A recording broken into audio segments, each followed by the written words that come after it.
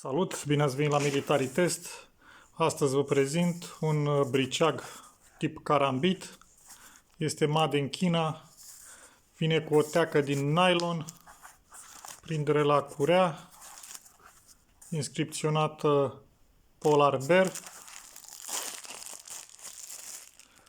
Teaca este groasă, părerea mea ceva cam mare pentru tipul de briceag.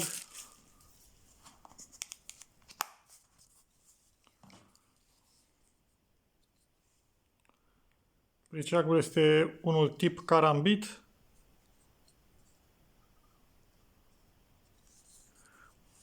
Tip model Shark. Pe lamă nu este nimic inscripționat. Are imprimeu capete de mort.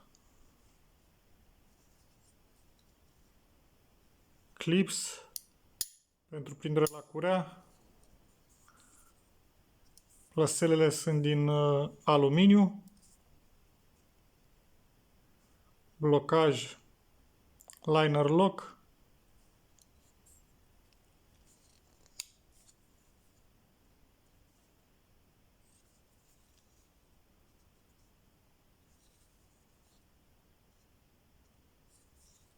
Are deschidere asistată.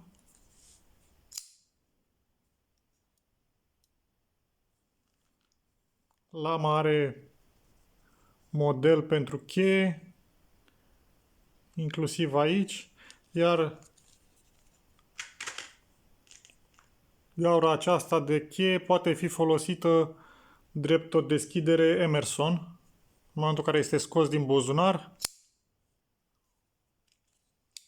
Partea aceasta se agață de materialul buzunarului și se deschide automat.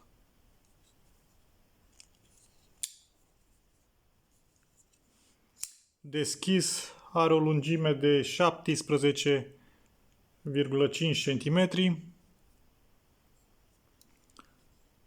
lungime tăiș 5,3 cm, grosime lamă 3 mm, lățime lamă 3,4 cm și o greutate de 175 de grame fără teacă.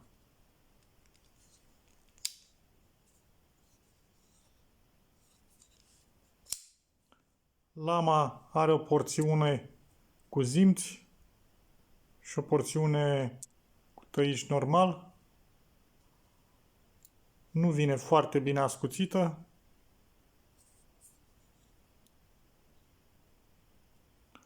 Dar chiar și așa poate produce pagube.